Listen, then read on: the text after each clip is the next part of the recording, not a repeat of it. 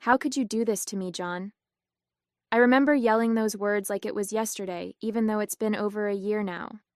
I was 6 months pregnant, standing in the doorway of our living room, shaking with anger and disbelief. He just stood there, arms crossed, his face blank like I was the one causing a problem. That was the moment I realized everything I thought we had built together was a lie. My name is Melissa Harper. I'm 32 years old now, and I'm a single mom to my beautiful 1-year-old daughter, Emma. Life looks nothing like I thought it would, but in some ways it's better. A little over a year ago, I was blindsided by betrayal that turned my world upside down, leaving me to figure out how to move forward while preparing to welcome my little girl into the world. In those early weeks after John left, I felt like I was drowning. Every time I closed my eyes, I saw his face, heard his voice saying those awful things. "I'm not attracted to you anymore, Melissa. Look at you. You've let yourself go." Those words echoed in my mind, cutting deeper every time I thought of them. And Julia, my so-called best friend? She didn't even have the guts to look me in the eye. I never confronted her. I didn't see the point.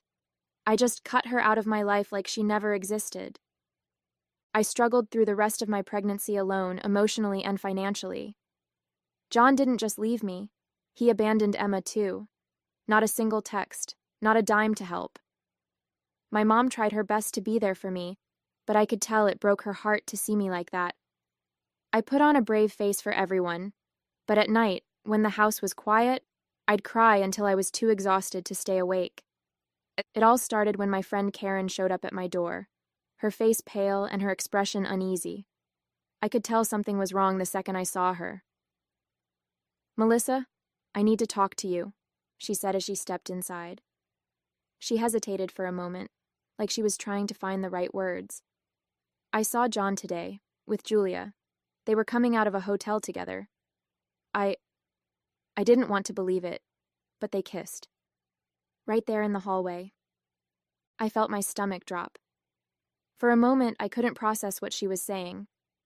John, my husband, and Julia, my best friend? My heart pounded as the shock turned to anger, and I asked Karen every question that rushed into my head. Where? When? Are you sure? But I already knew she wouldn't lie about something like this. It was as if my world had tilted on its axis, and I couldn't find my footing. I still asked, "What do you mean? A hotel? Why would you be in a hotel? Are you sure? This is a serious accusation." My voice trembled as I spoke, hoping for some kind of explanation that would make it all go away. Karen nodded solemnly, her eyes full of pity and regret. "My cousins were visiting, staying at that hotel. I was on my way to their room when I saw them. Melissa, I know what I saw. They didn't see me, but they were coming out of a room together. They kissed, right there in the hallway." She paused, her voice softening. "I'm so sorry, but you needed to know."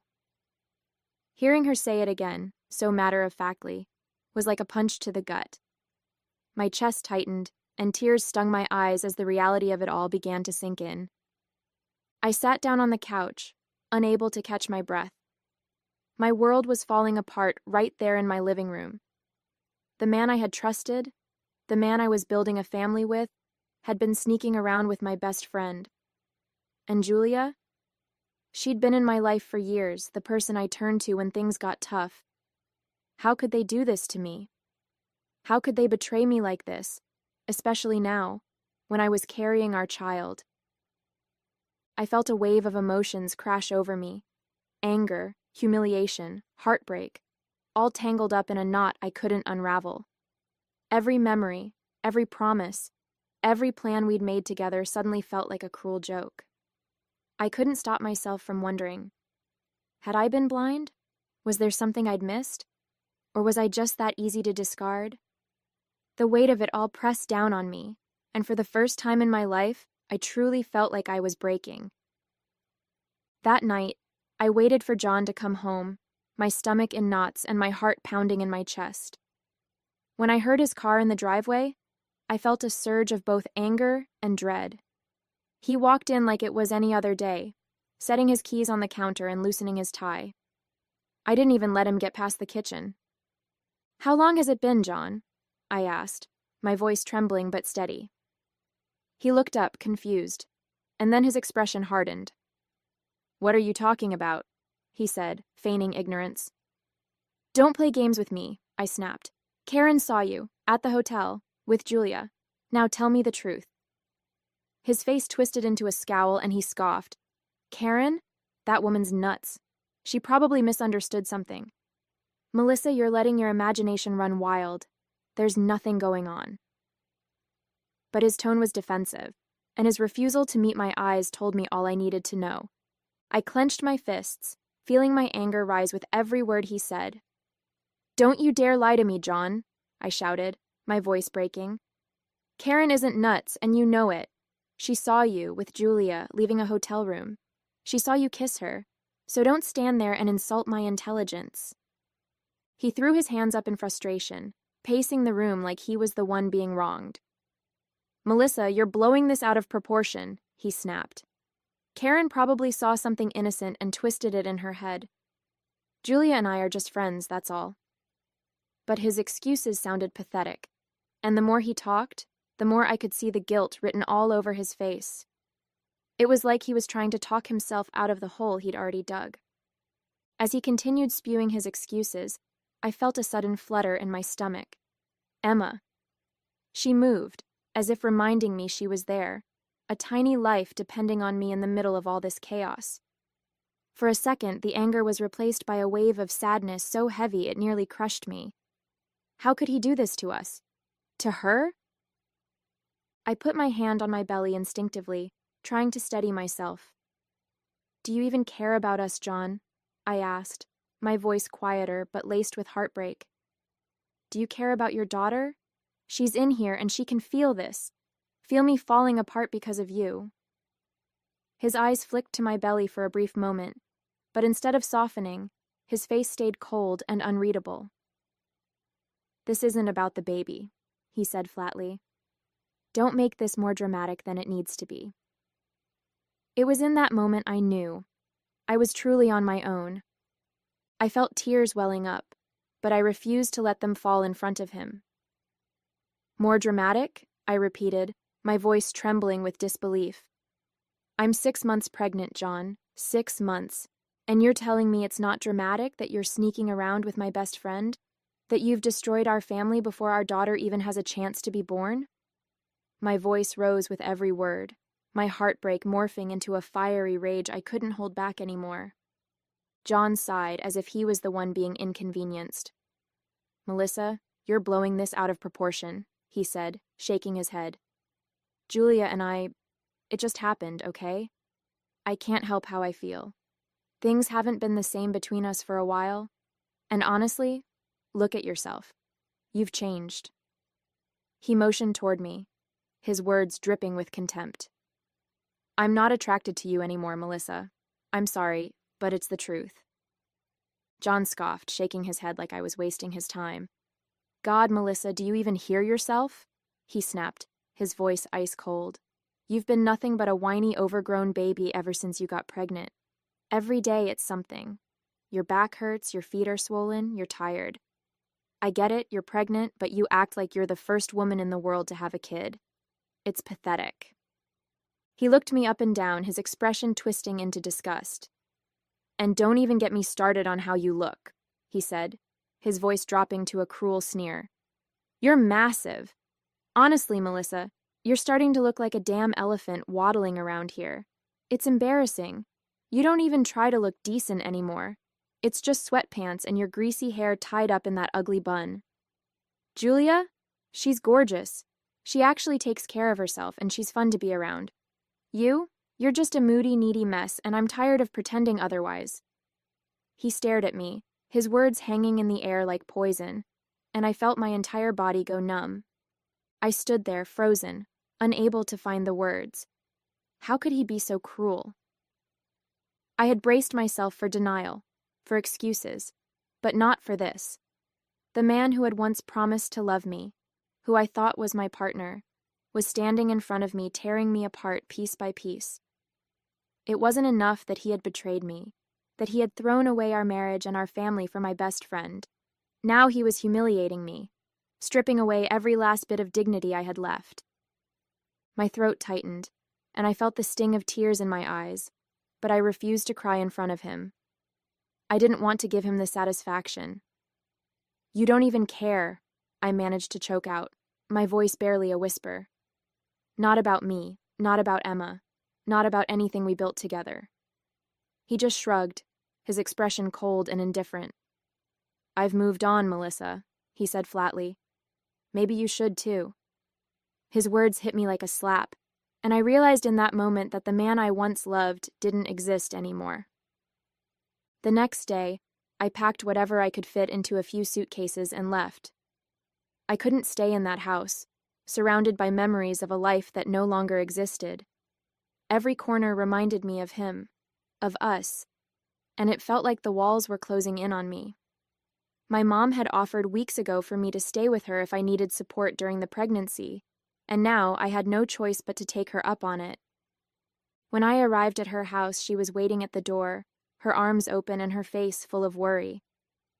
"Oh, sweetheart," she said softly, pulling me into a hug. The moment I felt her embrace, I broke down, sobbing into her shoulder like a child. It was the first time I had let myself cry since Karen told me the truth. "It's going to be okay, Melissa," she whispered, holding me tightly.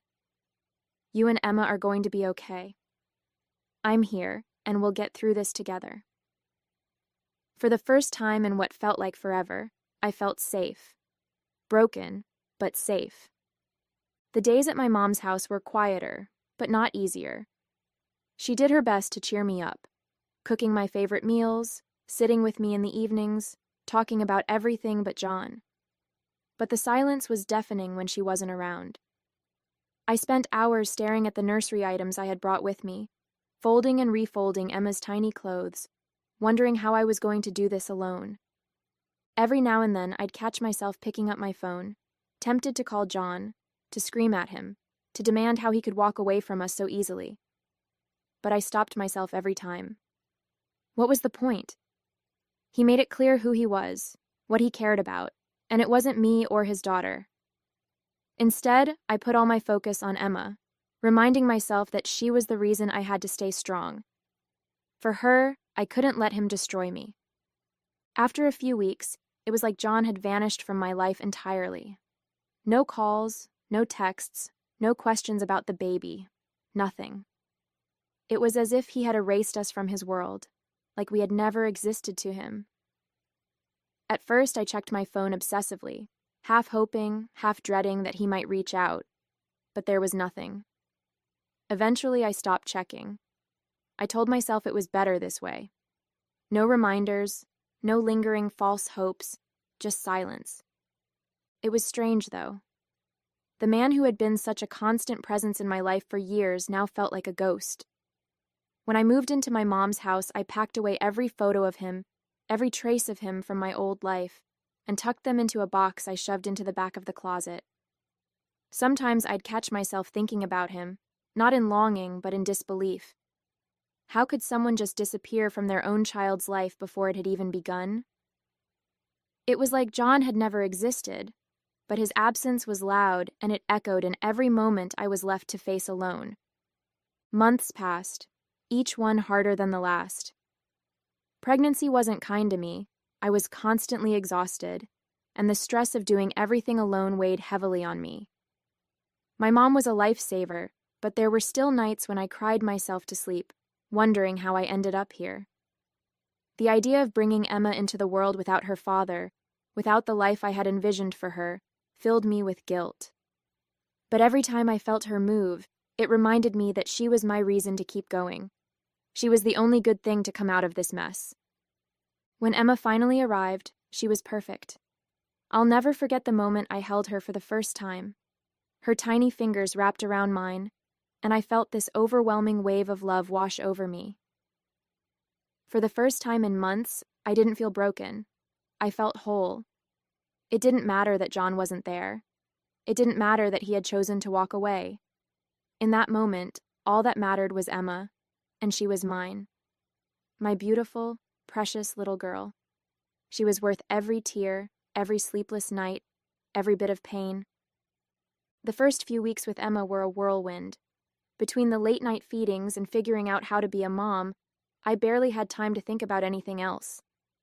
She had the most beautiful eyes, big and bright, full of wonder, and when she looked at me, it felt like everything was going to be okay. My mom helped a lot, but I made sure to do as much as I could on my own. I wanted to prove to myself, and maybe even to John, though he was long gone, that I could do this without him. Still, there were moments when the loneliness crept in. I'd see dads doting on their kids at the grocery store or hear friends talk about their partners helping with nighttime feeds, and it stung. But then I'd look at Emma, and all the sadness faded. She was my world now, and every smile she gave me, every little coo, made it all worth it. I didn't need John to be happy. I had everything I needed right there in my arms. Weeks later, when life with Emma started to feel a little more manageable, I decided to venture out to the mall. My mom offered to watch Emma for a few hours so I could get some time to myself, something I hadn't done since before she was born. It felt strange leaving the house without her, but I knew I needed the break. Just walking through the brightly lit corridors, surrounded by people going about their lives, was a reminder that the world hadn't stopped turning even when mine had felt like it had. I wandered aimlessly for a while, stopping to browse in a few baby stores, picking out a couple of outfits for Emma. I was just starting to feel a sense of normalcy when I heard a voice call out my name. "Melissa?" I turned, and my heart stopped. It was Julia. She looked different, her face pale, her eyes red and puffy, and there was no mistaking the slight swell of her stomach. Before I could react, she rushed toward me, her voice breaking. "Melissa, I'm so sorry," she said, tears spilling down her cheeks as she grabbed my arm. I froze, completely caught off guard. Julia, the woman who had shattered my life, was standing in front of me, crying like a child. She didn't seem like the confident, manipulative person I remembered. Her shoulders were slumped, her clothes wrinkled, and her hands trembled as she wiped her face. "I know I'm the last person you want to see," she sobbed, her words tumbling over each other. "But I need to tell you everything." I didn't say a word. I just stood there, my heart pounding in my chest, waiting for her to continue. "John left me," she choked out. He lost his job a few months after we got together, and things got bad. He started gambling, drinking, and when I told him I was pregnant, he just left. He said he couldn't handle it." She covered her face, her body shaking with sobs. "I don't know what to do, Melissa. I'm so sorry for everything I did to you. You didn't deserve any of it." She broke down right there in the middle of the mall, people glancing at us as they walked by, but I didn't care. I couldn't move. I just stared at her, a wave of mixed emotions flooding through me.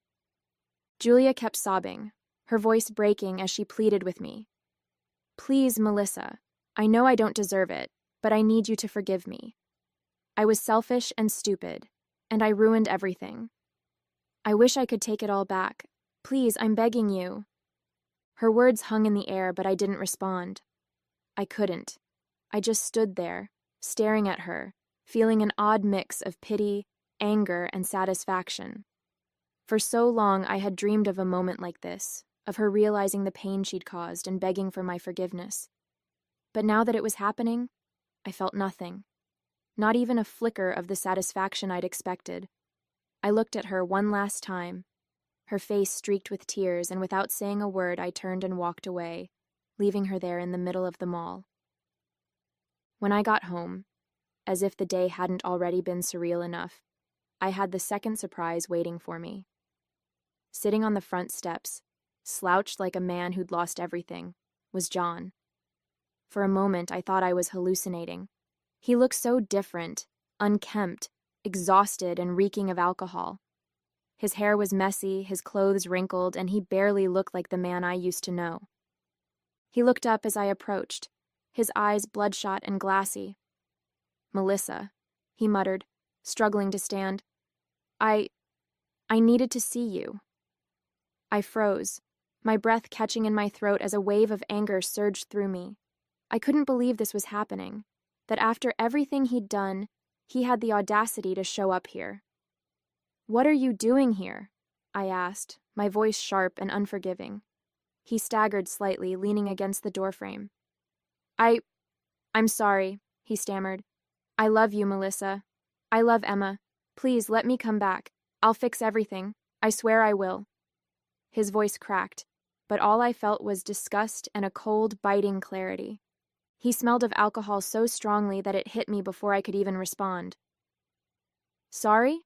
I repeated, my voice thick with disbelief. "You're sorry? You left me, left us, without a second thought, and now you're here smelling like a bar, talking about feeling sorry and loving us?"